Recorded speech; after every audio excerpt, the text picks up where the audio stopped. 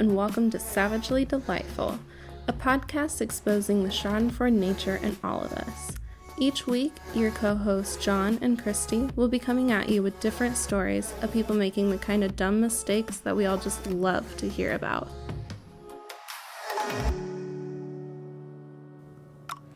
Hi everyone, I'm John. And I'm Christy, and this is going to be the first episode of Savagely Delightful. Thank you for joining us today. Yes, thank you everybody. We're really excited to start out this new podcast. And nervous? Yes, very nervous, but it's something we're very excited about trying. So, hopefully you like what we have to offer you. John, you want to start us out? Sure. So, for the first story today, it is titled, Today I Fucked Up by Reading Lovecraft in an Effort to Fall Asleep, and this is submitted by Spooter_man. And it reads, I am currently dealing with the fallout of this very poor decision. I've been having some difficulty sleeping recently, but I found that if I read before bed, I usually get drowsy enough to fall asleep for an hour or two. I recently began reading The Great Old Ones, the complete works of H.P. Lovecraft, and I've really been enjoying it. I heard that his work was foundational for modern horror, but up until this point, his writing has struck me as somewhat eerie at best. Enjoyable to read, just not as spooky as I thought they'd be. I mean, if it's the foundation for modern horror, then it's not going to be as spooky as you think. I get that way with Poe, though. Everybody says a lot of stuff about Poe being a freaky author and stuff, and a lot of his works don't really get to me. Seriously? Yeah. I mean... That's also coming from, like, a true crime and you think about it, though, like, the pendulum literally, like, is just a suspenseful story of, this guy looking at his death coming at him slowly. It doesn't mean it freaked me out. Freaked me out. Okay. So yeah, it's not as spooky as I thought it would be. Well, sorry about you. I found that some of his stories could be a little dry or perhaps too experimental for my taste, so I looked up which story I should read next. This is the fucked up one.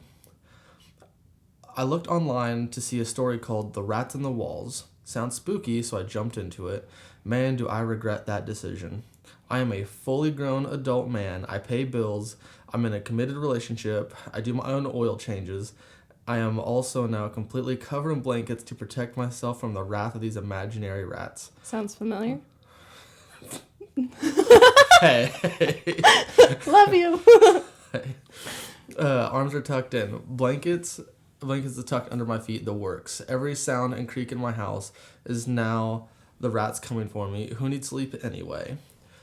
Okay, I will admit that if I am watching a scary movie with Christy, then immediately after I have to watch some kind of Disney show because I will have nightmares, and I almost always have them.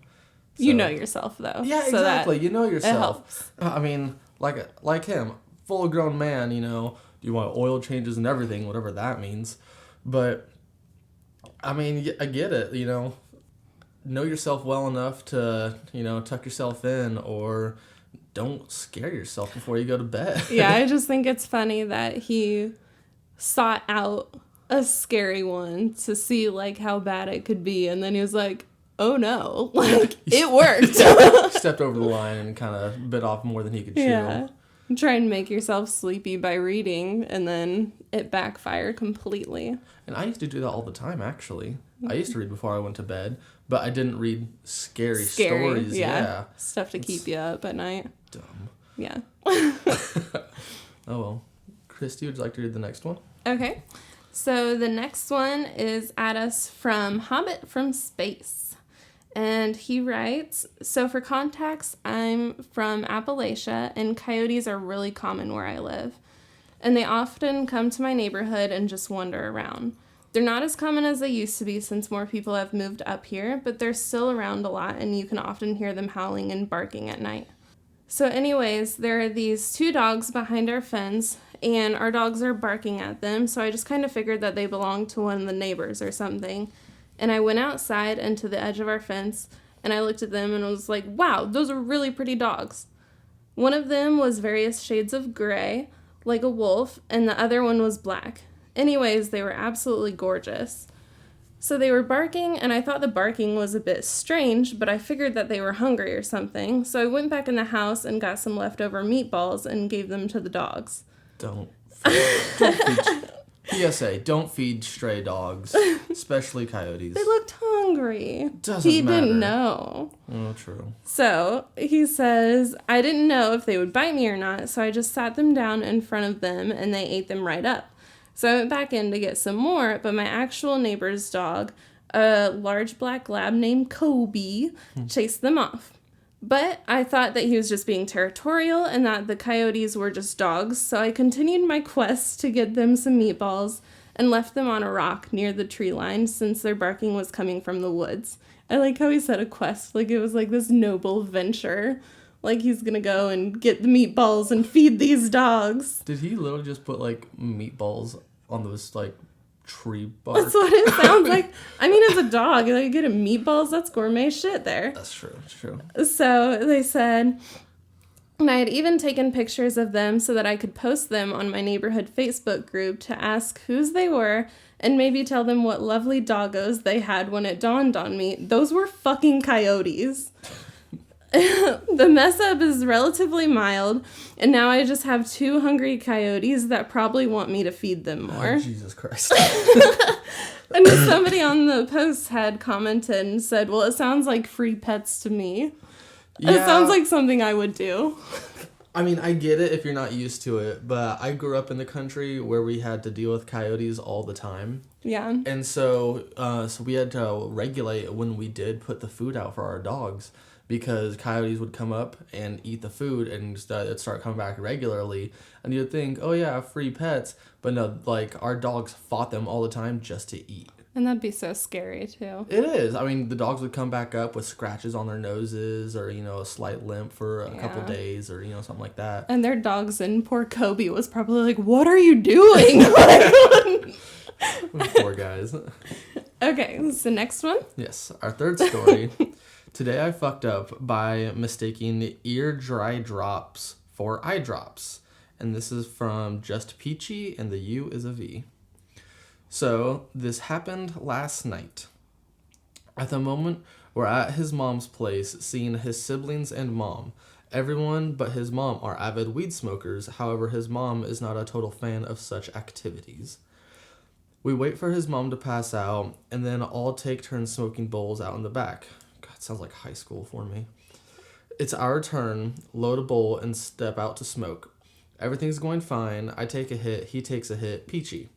Once we're done, we go to empty the bowl, and my boyfriend blows the bowl of ash right into his face and into his eyes. That sounds so bad. That poor guy, that has to hurt so bad. Oh my god. I mean, I can't imagine. I've dropped cherries on clothes before and stuff, and like it burns holes in them, but never like directly. In your eyes. Yeah, in your eyes. It's so sensitive. Okay, transition to the bathroom. He's running water over his eye and trying to get stuff out of his eye. The water not really helping, so he asked me to find some of eye drops. Now, I'm not very familiar with his mom's house or medical supply stash. I'm high, a little freaked out because he's freaked out, and digging through drawers of pills like a starving raccoon in a dumpster. I finally find what I think are eye drops and bring them over to this poor, unsuspecting boyfriend. He glances at them and full send disaster into his eye. Full send. Instantly make a minor situation much worse. We basically dumped isopropyl and salt into his eye, escalating the pain tenfold. Oh. Jeez. Have you ever gotten like wrong eye drops into your eye? Makes it like salty and stuff? Salty? No, but I've used like use all the time, unfortunately. Like the allergy eye drops that have something in them. I don't know. Astringent. They have astringent in it for some reason, and that helps with your allergies in your eyes, and that burns so bad. That sounds very counterproductive. It does. I don't get it, but somehow it works, but I'm sure that is so much worse. Oh, yeah.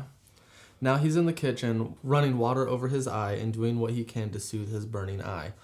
I finally find actual eye drops and try to use those to flush his eye even more. The situation doesn't improve, and eventually his mom and everyone gets involved. We can't do much for the pain, but eventually we decide it's best if he just lays down and goes to sleep. Even sleeping is hard, but with some meds and a little distraction, he's out. Feeling better today, still irritated, and needs an eye patch to help the bright light. Oh man, he has to be he has to be a pirate for a day. Oh my god. I couldn't imagine. You have to wear an eye patch because you smoked weed. Yeah, he's probably high as shit, but then cause and freaking effect out. is so weird. Yeah, and then his girlfriend is rummaging through somebody else's medicine cabinet. Yeah. I don't know about you, but have you ever gone to somebody else's house and tried to look through their I hate medicine it. cabinet? Yeah. Nothing makes sense. No. Ever. To them, everything's in their exact place. Especially if you're under an emergency and you need the stuff right then, it makes it so much worse. Yeah, and then they try to help and it just becomes worse. Those poor Full kids. send. Yeah. Full send. Rummaging like a raccoon through a dumpster. Accurate description. This is great. Okay, so next we have a story by SnIckers. They write, me and my fiancé went to the beach earlier to kill some time while waiting on some repairs for my car to get done. It was fun. We found some shells, hermit crabs all over, dug up some clams, and played with pelicans. I'm sorry, but has that ever happened to you while waiting for your car to get repaired? Is there in the Midwest? I mean, they have to be living somewhere near that. In the Midwest, there's nowhere to just kind of mosey on around while your car's getting repaired. We go to a cornfield instead. Sometimes. Shuck some corn. No, what I want to know is how they're playing with pelicans. Oh, that's easy. What? If you bring food, they won't leave you alone. I mean, yeah, but that's not playing with them. That's feeding them, right? I mean, once you run out of food, it's just off to the races. Because they will not leave you alone. They chased my sister around for a half hour one time. I read playing with pelicans, and for some reason, I just picture them all trotting around. You're not playing happily. fetch. You're not playing fetch with the bird, Christy. I'm just saying, that's what I'm picturing. Playing is running at them and then running away from them and then running at them and back and forth. No. I don't know. She sounds like a pelican trainer to me. I don't know. Sounds great. Teach us your ways. Okay, so then she goes on to say, there were two really pretty spiral shells that I loved and I wanted to take home and use in a future saltwater tank that my fiancé was planning. I made sure to check as well as I could that they were empty, rinsed the sand out, and stuck them in my pocket for 6 to 7 hours until we got home. When we did get home, I placed them next to the bathroom sink to wash more thoroughly later, as I was feeling lazy at the moment. Mind you, these were pretty far from the edge. They wouldn't accidentally fall by themselves. From our room, we suddenly heard the sound of something falling in the bathroom and went to go check it out. They're haunted. They're haunted. That's your immediate response. Haunted, yep. One of the shells were on the floor. Luckily, it wasn't cracked, and we just chalked it up to the cats being dumb, so I moved them higher on a cabinet. About 45 minutes later, the same shell falls again. This time, there was no way a cat could have done it, so I checked the shell closer than I did before and found that it was inhabited. By a ghost. By a ghost. Ghost crab. Yep, ghost crab. We made plans to go back tomorrow and release him and apologize for kidnapping him. Well, I went to check on something else while I left him on the counter by accident, and this time he must have fell on a pair of pants that was on the floor, so we didn't hear him fall. We looked everywhere for him and still haven't found him. My fiancé is freaking out that there's a crab in the hotel room somewhere and that I'm an idiot for not watching or at least putting him in the sink. I'm still looking for that son of a bitch, but it might be crab legs for dinner instead of releasing him. Oh my god. It's a ghost crab. Ghost crab. Ghost crab wanted pants. No, but I wouldn't have thought to put him in a sink instead. No, me neither. So that's smart. You'd kind of, I don't know, you'd kind of hope to check to see if there was already in there. But I guess... Well, she did, though, and she couldn't see it. So it was, really tucked up in there. Well, he was just trying to be safe in his little home. Yeah. This poor guy. But, in a pocket... Put him back on the ocean, damn it! In a pocket for 6 to 7 hours. And you didn't... Too. Oh, my God. You didn't feel like something crawling around? Crab. Well, he was probably shaking the whole time, so he just stuck himself in even more. I'd be shaking too. That's creepy. Like a 6-foot giant comes and just picks you up out of your home. But no, and this story also reminds me, there's one time when me and my sister were little, we went to a beach, and I was real little, so I couldn't, like, get close to the water and pick the shells that I wanted. So I would point ones out, and Amanda would go and get them for me. Mm-hmm. So I pointed out some really cool shell that I really wanted, and so Amanda went for it, and as she went to grab the shell, a crab latched onto her finger, and the shell that I wanted was a crab. But yeah, so now she does not trust me to pick any shells. So I feel like that's not a common occurrence, and I wouldn't trust you either. You're like, this lady's up to something. Oh yeah, you probably saw it moving. I'm like, watch me get her. Oh yeah, I would too. Amanda deserves it. Calling you out. Yeah.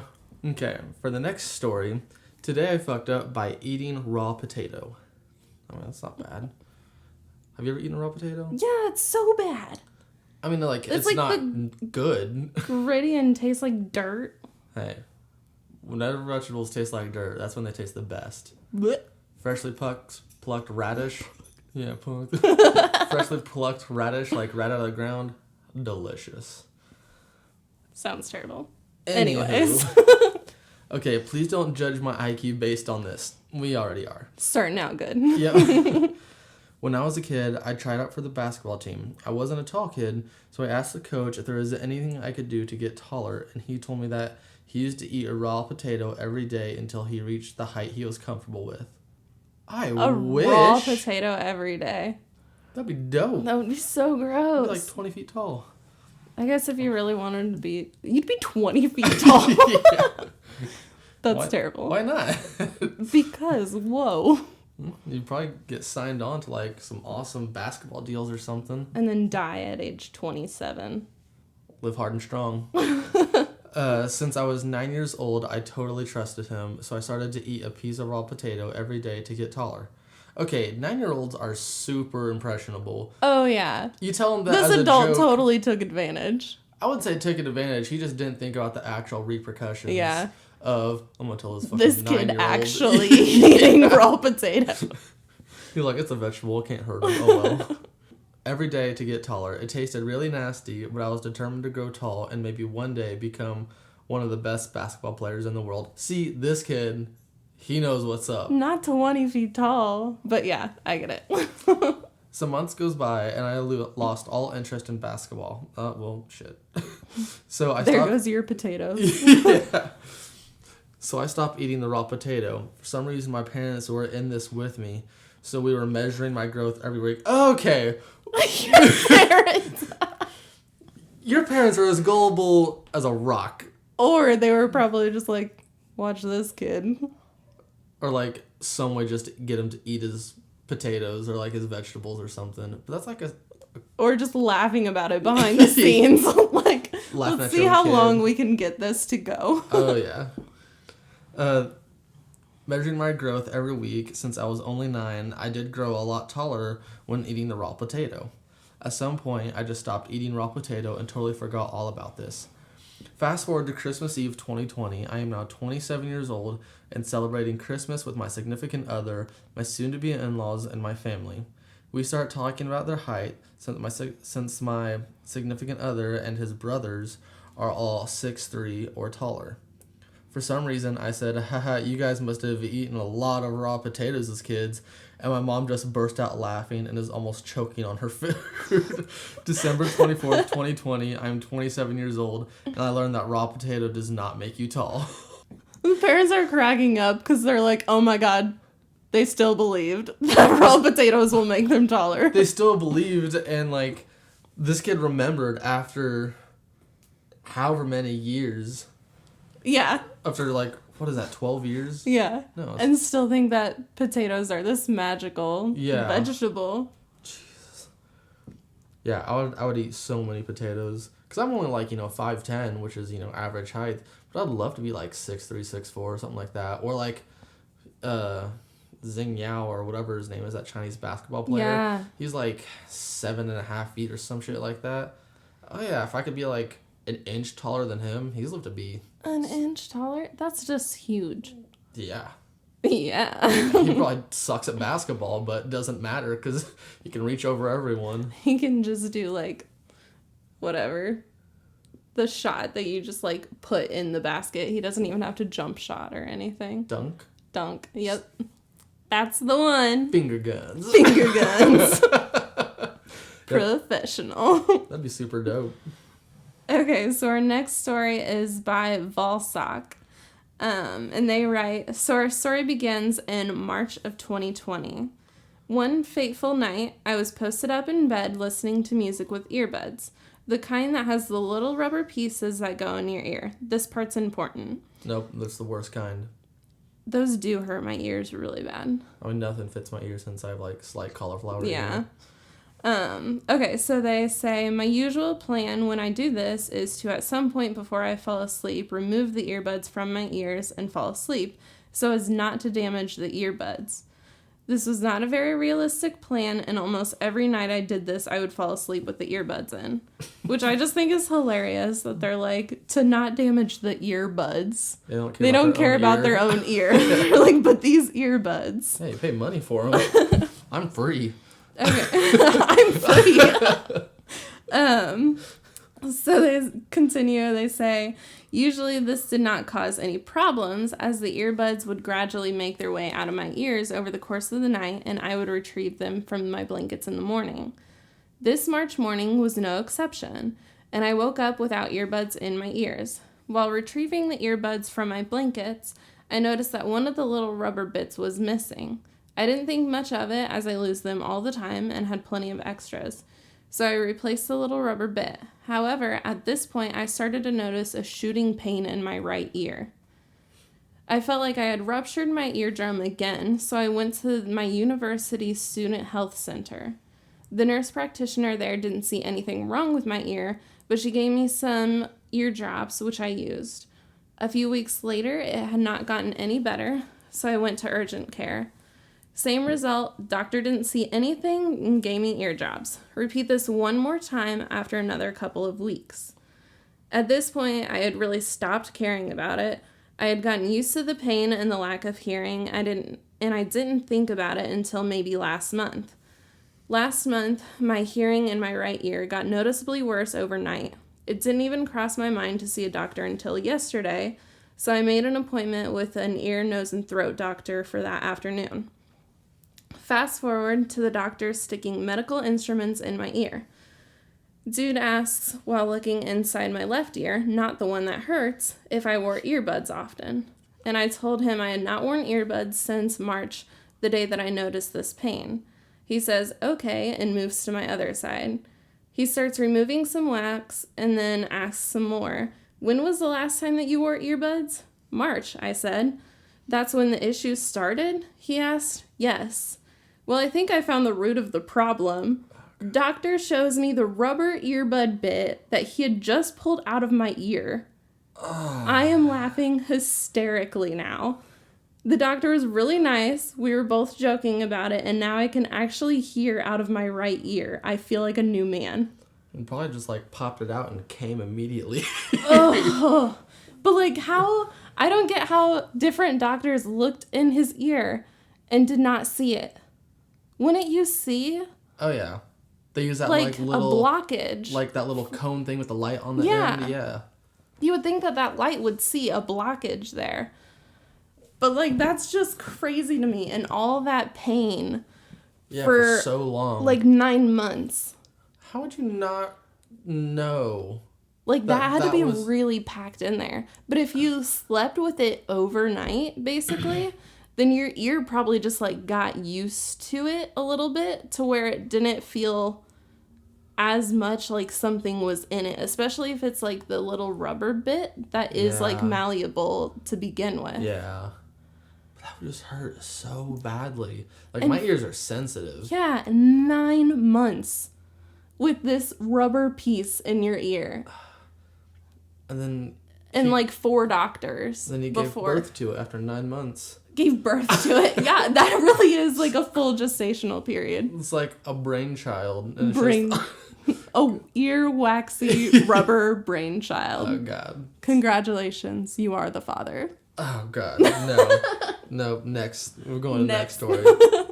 Earwax grosses me out. Okay. So this next one was submitted by Cracked Halo 1233, and it says, "Today I fucked up by eating body lotion." Yum yum. I think I'd like have the consistency of like pudding. Pudding. Wouldn't it though? I mean, yeah. Yeah. Yeah. Ugh. I don't want to try. Do not try body lotion. Yeah, do not try this at home, people. The title says it all, but here's why. This is definitely more of an amusing thing than a completely fucked up one. But today I had an allergic reaction to a cat so severe that I ended up losing my sense of taste and smell. Jeez. Been there, done that, and it's kind of creepy losing your taste of sense and smell. I haven't ever had that happen. I've just had weirder other allergic reactions. Like what? Like, I've told you before, me with horses. Oh, yeah. If I pet a horse, I didn't know that the scene in Hitch can actually happen where your face blows up like a balloon like that. And yeah, it was bad. I looked real crazy. I would like to see that. It would have been funny. But losing your sense of taste and smell really sucks because, like, it's some of the finer things. Like, I love eating. You're like, nothing matters anymore. Yeah. Because, like, I don't know, you really enjoy the small things in life. The way your shampoo smells or, like, your favorite dish, the way it tastes. And then everything just kind of goes away. It's like, you know, I guess I can just eat healthy now because nothing matters anymore. Yeah. So you just eat super healthy. But luckily, it did eventually come back and I can eat all the bad stuff again. All the bad things. When my airway started to inflame, I panicked and began to worry that I could have contracted COVID on my most recent visit to the urgent care. I started to sense that I wasn't smelling anymore and immediately ran into my room to smell my most fragrant body lotions. I did the same thing with the... Yeah, that's the first thing you did. Yeah, was smell all the shampoos. Mm-hmm. They're unmistakably smelly and I couldn't smell them. So enter COVID panic. Immediately I thought, oh shit, can I taste? And in an effort to ingest the most tasting thing possible, I immediately put the lotion in my mouth. And to my surprise, I couldn't taste it. I mean, I guess that's good, but please don't eat lotion. What a way to test it. Like you just, well, fuck it, and just lick. Fortunately, approximately 20 minutes later, while preparing to schedule a COVID test, I began to smell the lotion and had tried to ingest that. Apparently, it was still on the skin by my mouth, so relieved. No. Still go get tested for COVID because that doesn't just pop up for no reason. Yeah. I just think it's so funny that immediately it's just like, well, gotta eat it. Yeah. You just don't go downstairs to the kitchen or something and, you know, try Get some food. Exactly. You're like, nope, this is my only choice. This is here and now. I must find out. I will die on this hill.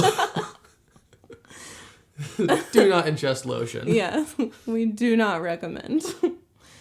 Okay, so our next story is from an anonymous source. They write in, this happened a little over about a year ago. In December of 2019, my common-law spouse and I found out that we were having a baby. We had a girl. We love her dearly, and she's really the best thing to happen to us. At the time, however, the pregnancy was unexpected, unplanned, and what Bob Ross might call a happy little accident. R.I.P. Alright. Oh, yeah.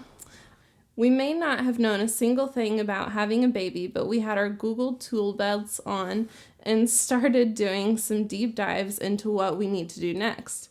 We didn't have a family doctor, didn't even know what midwives do, couldn't tell family or friends just yet, but we wanted to make sure that we do all the right things in the pregnancy. I Googled something like unexpected pregnancy help near me, and one of the top results seemed like a nice place. The reviews were great, the website looked great, and it seemed to be just what we needed. Somewhere to get all the advice we need to kick off this 9-month and lifelong journey. I called the place, and the receptionist was polite and warm, so I told her the situation. We're expecting a child, and we don't know what to do. We just need some guidance. In hindsight, I never gave them a chance with that statement. They booked us in for that evening, made sure to let us know that they are a charitable organization, not for profit, so there won't be any fees. Fantastic. So we showed up to the appointment that night, and although the place looked kind of like a Sunday school, things seemed fine. No waiting, they saw us right away. This is great. My partner was also rather thrilled about the atmosphere and the people, plus we got free apple juice boxes. Nice. Score. Yeah, that's what you want out of the whole pregnancy is the juice box. I mean, free juice. That's true. I'm game.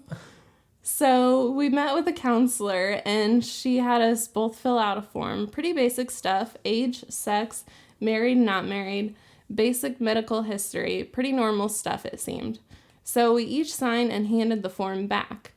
The counselor then told us that we forgot to fill out the back of the page. These were the real questions. How many sexual partners do you have? Do you have any STDs? Have you ever had an abortion? Have you decided if you wanted to keep it? Wait, what? It was like record scratch moment. Oh my God. Yeah. So they go on and they say, okay, so yeah, if nothing else tipped us off, surely that did, right? Nope. We finished the form and handed it right back. They're just really focused on their juice boxes. Yeah, they're like, damn, that's some good juice. This counselor didn't even read it and started showing us some things. We got to see life-size models of how the fetus should look right now, except that they were just really fully developed babies that were shrunken down to various sizes. We heard some Bible verses and some interpretations of them. Then the fun stuff. They showed us real photos of abortions, like high-resolution images of actual abortions that belong in medical journals. Neither of us were prepared for this, and my spouse nearly lost her stomach. We kind of just tried not to look fazed, and we thanked the counselor for the presentation. She was sure to give us a phone number for a support line, some contact information for doctors and midwives nearby, and some church pamphlets that looked so full of Kool-Aid I wanted another juice box. Oh, man. It was a weird experience. At least we got a referral to a doctor and a midwife. Like, can you imagine? They just wanted, like, some guidance on how to, like, go about getting different doctor's appointments and stuff. And they're like, well, this is what it could look like. Yeah. I've never been to one of those places before, but I've heard that the pressure that they put onto people is just so intense. And they don't need that in such a stressful part of their life. You know, they're making some big decisions, and they really just wanted help and information. Yeah, especially if you're not even knowing that that's the kind of place that you went into. Yeah. And then getting blindsided by that. It's like, oh no.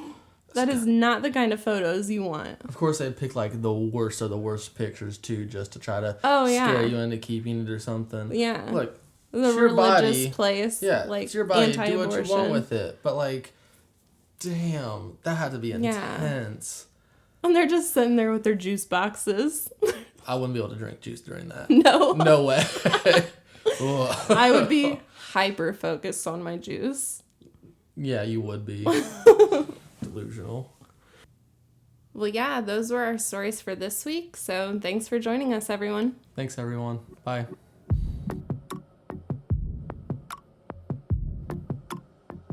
So, you may have made a mistake today, but at least you didn't mess up as badly as the people we discussed.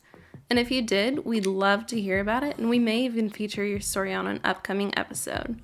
You can find us online at www.savagelydelightful.buzzsprout.com, on Twitter at savage_delight, and on Instagram, Facebook, and YouTube at savagelydelightful. If you like what you heard today and want to show your support, please consider donating to us on Patreon at patreon.com/savagelydelightful. Don't forget to like and subscribe so you don't miss future episode releases, and please consider leaving a review so it's easier for others to find our podcast.